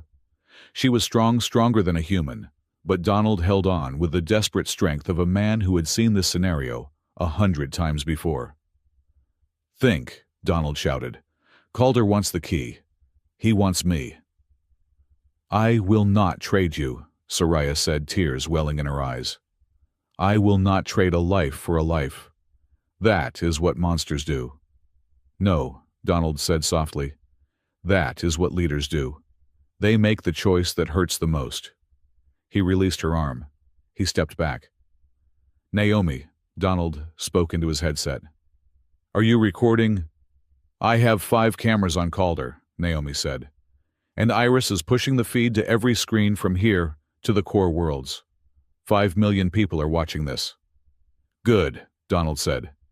"Keep recording. Do not cut the feed no matter what happens." He unbuckled his gun belt. He let it drop to the floor with a heavy clang. "Donald, what are you doing?" Soraya asked, her voice trembling. "I am negotiating," Donald said. He looked at her. "He wants the map. I am the map. If I go out there, he has to let Kalen go. He said it on public record. If he kills Kalen after I surrender, he loses his legitimacy with the guilds. He becomes a pirate, not a baron." "Are you trusting his reputation?" Soraya asked incredulously. "I am trusting his vanity," Donald corrected. "He thinks he has won. Men like him always get sloppy when they think they have won." He walked to the airlock. "Donald," Soraya whispered, "do not do this." He stopped. He didn't turn around. "You said I am not my past," Donald said. "You were right. My past was following orders. My present is making sure you have a future." He hit the door release. The inner door hissed open. Donald stepped into the airlock. The door sealed behind him. He was alone in the small chamber. He took a deep breath, smelling the stale, recycled air for the last time. Then he opened the outer door. The wind hit him like a physical blow.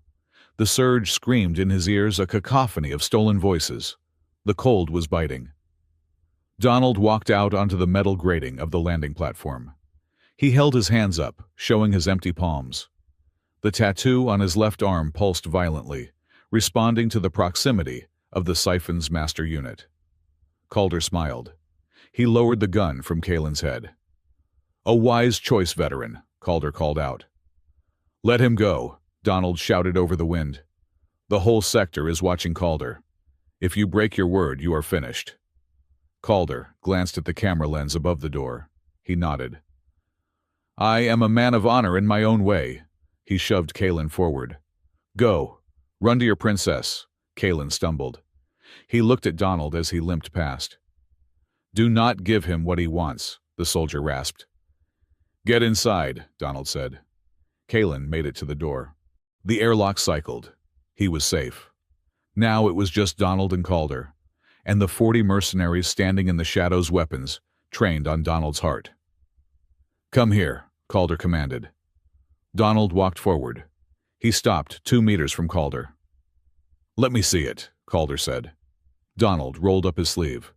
The tattoo was blazing now, a complex, shifting hologram of blue light that seemed to hover an inch above his skin. Calder looked at it with hunger.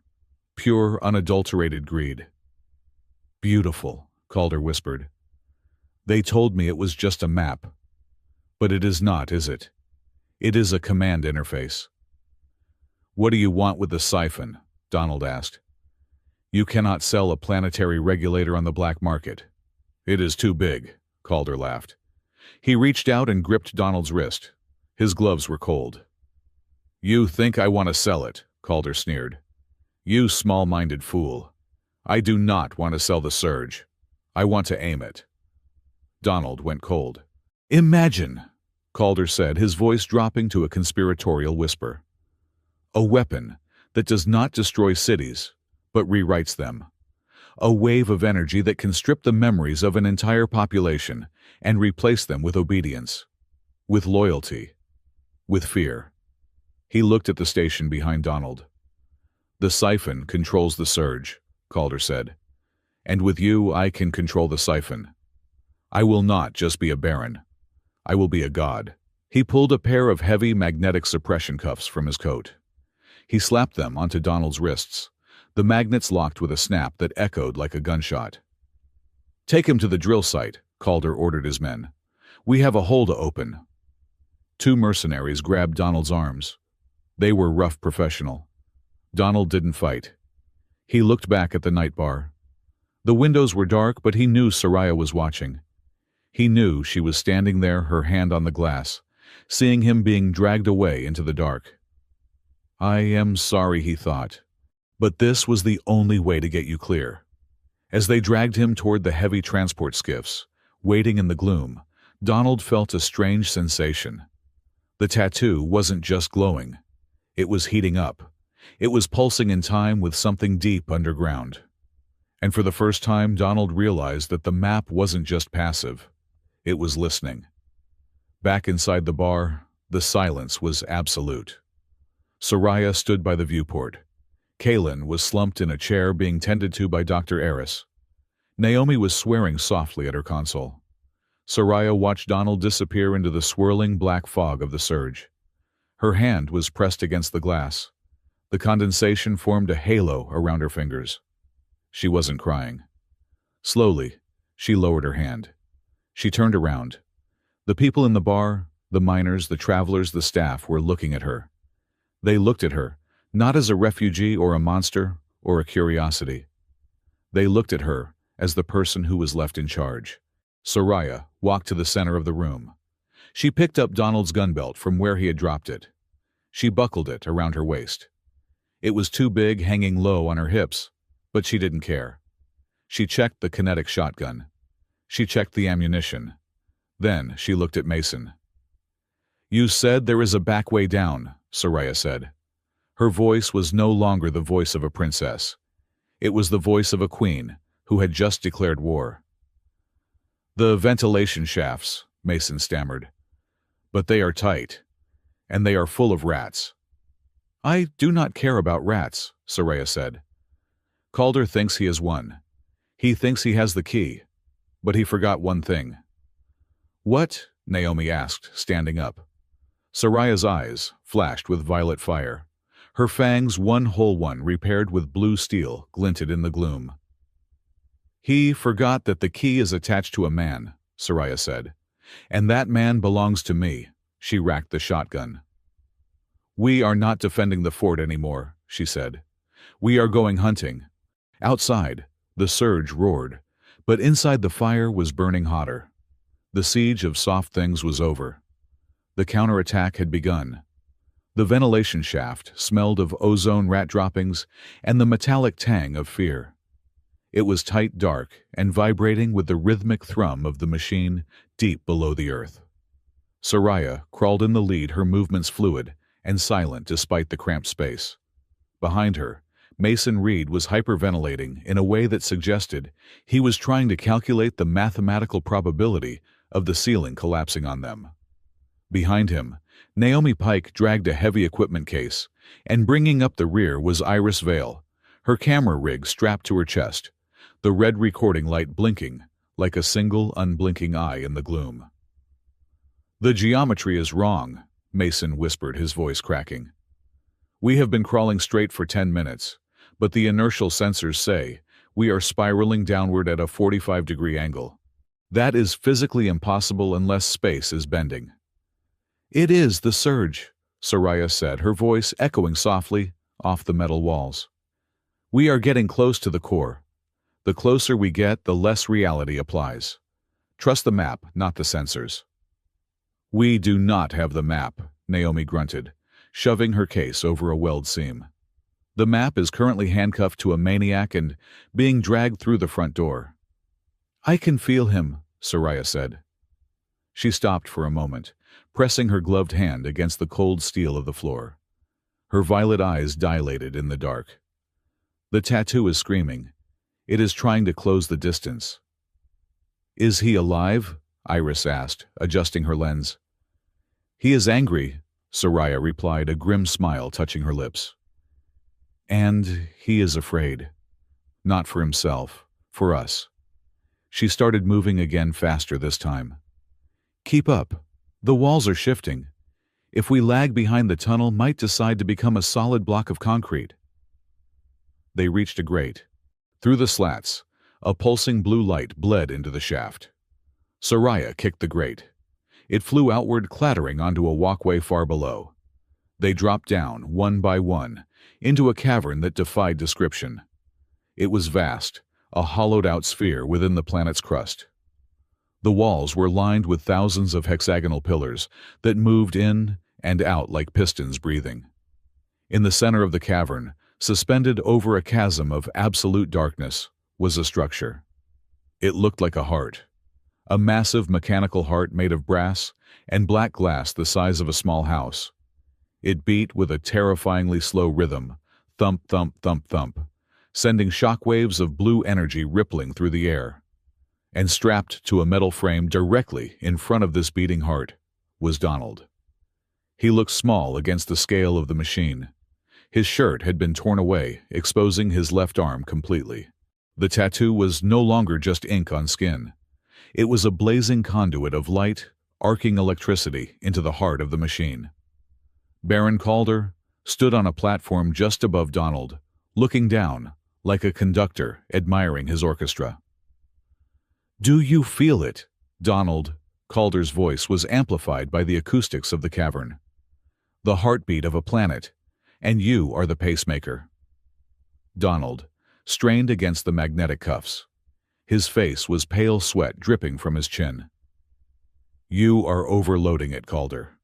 It is not meant to run this hot. You will crack the crust." "I am waking it up," Calder shouted, spreading his arms. "The surge is just the exhaust. Once I synchronize your biosignature with the core, I will not just control the exhaust. I will control the engine. I will be able to rewrite the memory of every living thing in this sector. Imagine the order I can bring: no more rebellion, no more dissent, just peace." "The peace of a graveyard," Donald rasped. "Open it," Calder commanded. He pressed a control on a handheld device. A jolt of electricity surged through the frame. Donald screamed. The light on his arm intensified, turning from blue to a blinding white. The mechanical heart beat faster. Thump, thump, thump, thump. The cavern shook. Dust rained down from the ceiling. "Open the memory banks!" Calder yelled over the noise. "Give me access!" Donald grit his teeth. He could feel the interface in his mind. It was asking for permission. The machine recognized him. It wanted to open. It wanted to give him everything. But Donald knew what lay behind that door. It wasn't just power. It was a flood that would drown the world. "No," Donald whispered. He didn't push the mental door open. He pulled it shut. He fought the machine. He visualized a wall, a brick wall, a steel door. He poured every ounce of his stubbornness, every lesson he had learned about holding the line, into a mental refusal. The feedback was instantaneous. The machine screeched a sound like grinding metal. "What are you doing?" Calder shrieked, looking at his readings. "You are jamming the signal. Stop it, you will kill us all." "Better dead than yours," Donald groaned. "Then die." Calder pulled his pistol. Bang. The shot didn't come from Calder. It came from the shadows high above. A bullet struck the platform inches from Calder's boot, sending sparks flying. Calder flinched, dropping his control unit. "Hey, Baron!" Naomi's voice rang out from the gantry, where the ventilation shaft opened.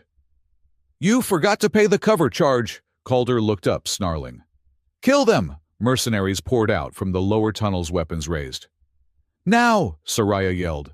She didn't take the stairs. She jumped. She fell 50 feet, her cloak snapping like wings. She landed on the platform amidst a group of 3 mercenaries. She didn't use a weapon. She moved with the terrifying speed of the nocturne blood. She was a blur of motion, a sweep of the leg, a palm strike to the chest, a throw that sent a man tumbling over the railing. "For Dusk Ridge!" Mason screamed, tossing a handful of homemade flashbang grenades over the edge. Pop, pop, pop, flash. The cavern was filled with blinding light and deafening noise. In the chaos, Soraya reached Donald. She drew a knife, a jagged blade made from a piece of turbine casing. "Hold still," she said. "I am a little tied up right now," Donald shouted over the roar of the machine. She slashed the magnetic cuffs. Sparks flew. The magnets died. Donald fell forward, his arms numb. Soraya caught him. "Can you stand?" "I can fight," Donald said, rubbing his wrist. The tattoo was still glowing, pulsing in time with the heart. "Good," Soraya said, "because we have company." Calder had recovered. He stood at the far end of the bridge, surrounded by his elite guard. His face was twisted in a rictus of pure rage.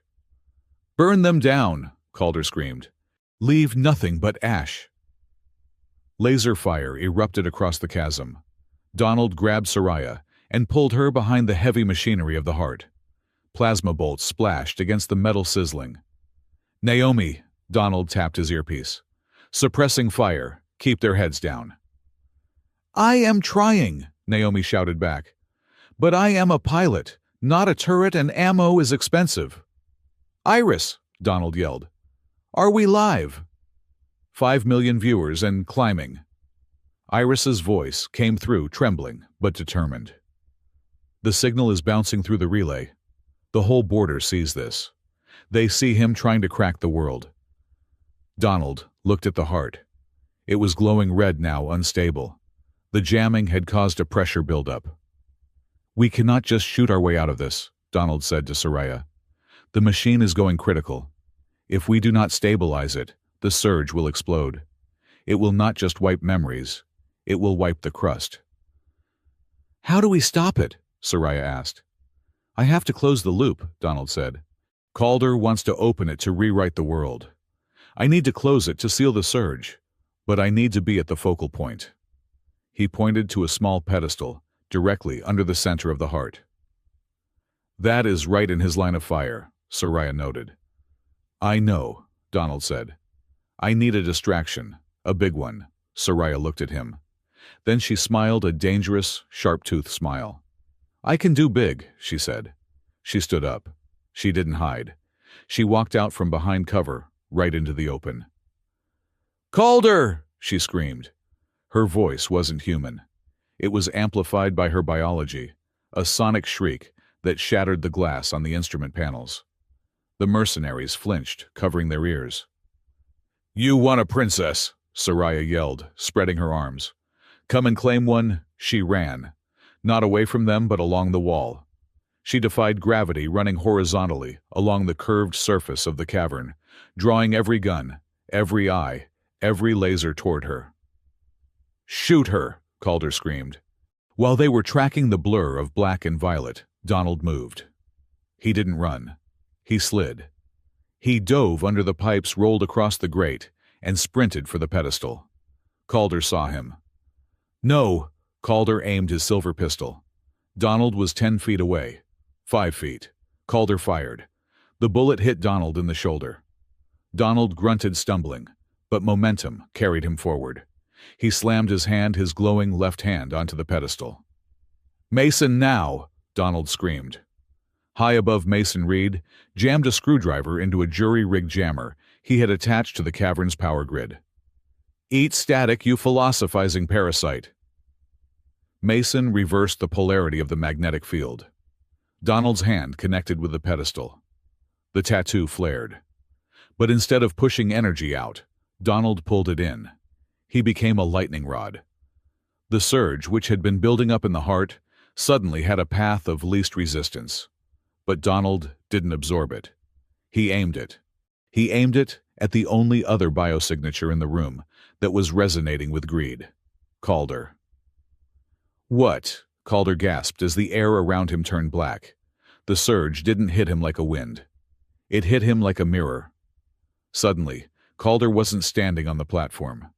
He was standing in a void, and out of the void came his ghosts. "You promised us payment," a voice whispered. It was a mercenary he had betrayed. "Please, Baron, mercy," another voice cried. A woman he had executed. "I am afraid of being forgotten," a child's voice wept. It was Calder's own voice from 50 years ago. "No," Calder shouted, swiping at the empty air. "I am the Baron. I am the architect of Order Mar." "You are nothing," the voices whispered. "You are just a man who breaks things to feel powerful." The surge engulfed him. It wasn't physical pain. It was the absolute crushing weight of his own psyche being peeled apart, layer by layer. The memories he had suppressed, the guilt he had ignored, the fear he had buried it all, came rushing back, amplified 1,000 times.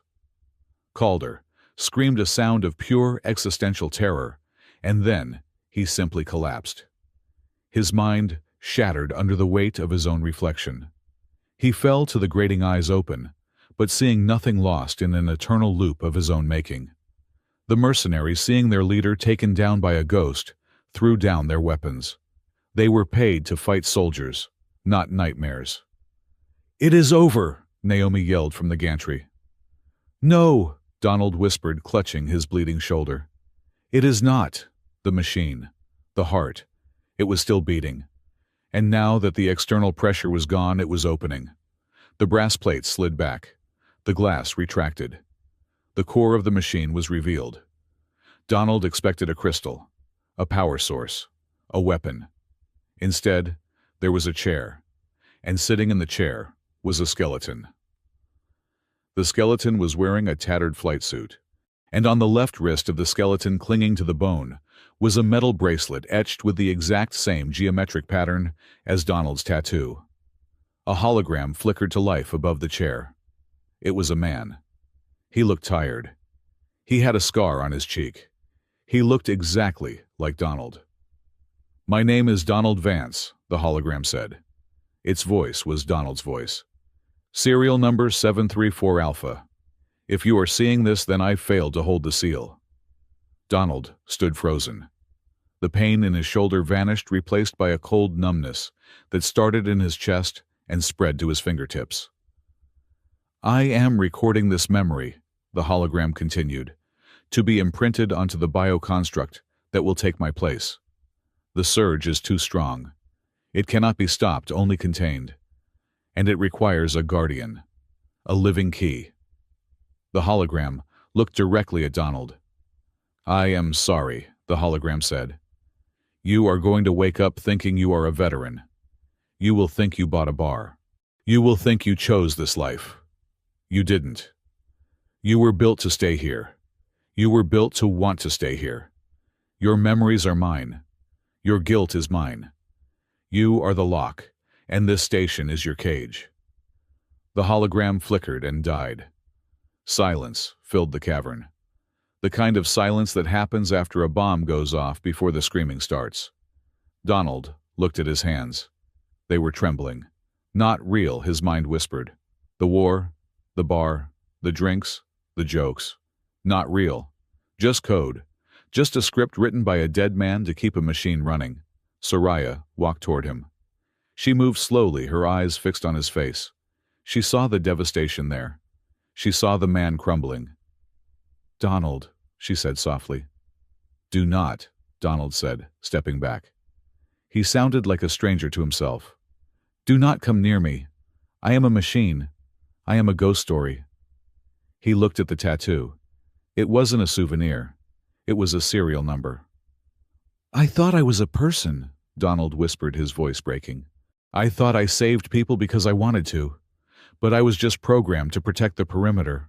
My feelings, my anger even. He looked at her. Even this. Us. Is it real? Or is it just part of the software to keep me near the core? He sank to his knees. The weight of it was too much. To be a hero is one thing. To be a tool is another. Soraya knelt in front of him. She didn't care about the blood on his shoulder. She didn't care about the mercenaries watching, or the camera Iris was still holding. She took his face in her hands. Her gloves were rough, but her touch was gentle. Look at me, she commanded. Donald looked up. Does it hurt? She asked. What? The bullet hole in your shoulder. Does it hurt? Yes, Donald said. It burns. Does it hurt here? She placed a hand over his heart. Knowing what you know now. Does it ache? It feels like I am dying, Donald choked out. Good, Soraya said fiercely. Machines do not feel like they are dying. Machines do not grieve. Machines do not hesitate to shoot a kid because he looks hungry. Machines do not break my fang and then offer me water. She leaned in her forehead, touching his. If you know pain, if you know fear, if you can love, then you are real, she whispered. I do not care how you were born. I care who you are, and you are the man who stood in front of a monster to save a soldier he didn't even know. Donald closed his eyes. He felt her breath on his face. He felt the steady beat of her heart, faster than the machine's warmer. I am real, he thought, because I choose to be. The surge, Donald said, opening his eyes. It is still leaking. The loop is open. The dead man, the original Donald, is gone. The seal is broken. He looked at the skeleton in the chair. I have to finish it, Donald said. I have to merge with the interface, permanently. It is the only way to lock the door. He stood up. I have to go into the chair, Soraya. It will dissolve my physical form. I will become part of the station. No, Soraya said. She grabbed his wrist. I did not come this far to lose you to a chair. There is no other way. It needs a bioconduit.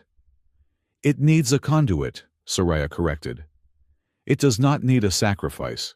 It needs a bridge. She brought her hand to her mouth. She touched the repaired fang, the one fused with the blue bioadhesive. You broke my fang, she said, a small, sad smile playing on her lips. And you fixed it. With your tech. And my biology. She grabbed his glowing hand and pressed it against her cheek, right over the fang. We share the load, she said. My lineage can channel energy. Your interface can direct it. We do not block the surge. We filter it. It could kill you, Donald warned. Then we die together, Soraya said, and leave a very confusing corpse for the archaeologists. She kissed him. It wasn't a tentative kiss. It was a seal. As their lips met, the fang made contact with the energy field of the tattoo. Flash. A shock wave of light exploded outward, violet and blue entwined. It swept through the cavern, through the tunnels, up the shafts, and out into the night. It wasn't destroy. It calmed. The frantic beating of the machine slowed. The heart stopped shaking. The red warning lights turned to a soft, rhythmic pulse. Thump, thump, thump. The surge outside the raging black storm lost its anger. The shadows stopped screaming and started singing. A low, harmonic hum that vibrated through the steel of the station, turning the terrifying noise into a lullaby. Donald and Soraya broke apart, gasping for air. The skeleton in the chair crumbled to dust, its watch ending. Donald looked at his arm. The tattoo was still there, but it wasn't burning anymore. It was a soft, steady blue. He looked at Soraya. Her eyes were shining. "We did it," she whispered. "We gave the monster a heartbeat." Epilogue. 3 weeks later. The purple neon sign buzzed with a contented hum. The B was still missing its bottom loop, so it still read Night Par, but the fresh coat of paint on the doorframe suggested new management. Or rather, improved management. Inside, the night bar was packed, but the crowd was different. There were miners, yes. There were mercenaries. But there were also researchers. There were xenobiologists. And there were nocturne blood pilgrims sitting in the darker corners, sipping synthetic nutrient blends. The music was a chill-hop mix that didn't threaten to rupture eardrums. Donald stood behind the bar, polishing the turbine casing. He moved with the same efficiency as always, but the tension in his shoulders was gone. "2 whiskeys, 1 water," Naomi said, sliding onto a stool. She slapped a credit chip on the counter. "And yes, that is actual money. Don't look so shocked." "I am framing it," Donald said, picking up the chip. "How is the arm?" Naomi asked, nodding at his wrist. "Quiet," Donald said. "It hums when it rains, but otherwise it behaves." And the lady, Donald, looked toward the back booth. Soraya was there talking to a group of young miners. She wasn't wearing a hood. She was wearing a simple jacket, looking less like a princess and more like a diplomat. Pip, the fluffball creature, was asleep on her shoulder. "She is staying," Donald said. "Turns out she likes the view." "The view is dust and rocks," Naomi pointed out. "She says it has potential." The door opened. A large man walked in, a new arrival, fresh off a transport. He looked rough, looking for trouble. He saw Soraya laughing with the miners. He saw the fangs. He sneered and started walking toward her, his hand dropping to his belt. "Hey!" The man stopped. He turned to the bar.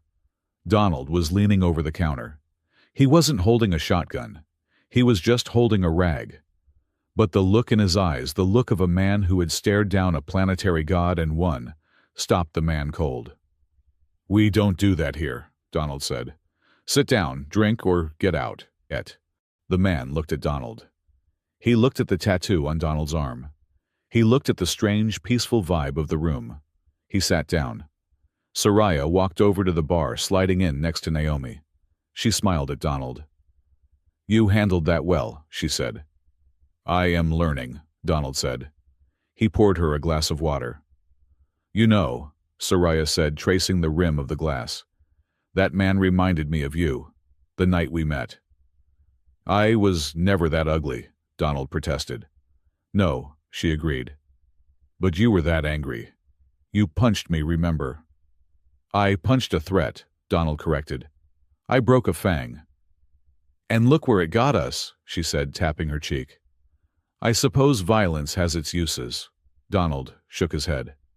He looked out the window, where the twilight, not the surge, but a gentle shifting aurora of memories danced over the horizon. "Violence is easy, Soraya," Donald said. "Breaking things is easy.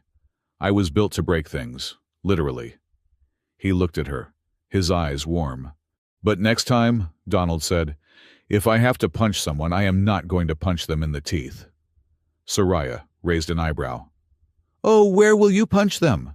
Donald smirked, the first genuine, unburdened smile she had ever seen on him. "I will punch them right in the prejudice," Naomi groaned. "That was terrible. That was a dad joke. You are definitely becoming a dad." "Drinks are on the house," Donald announced to the room. A cheer went up. The night bar, once a fortress, once a trap, once a cage, was now something else entirely. It was a home. And for a man who was never born, and a princess who could never return, it was enough.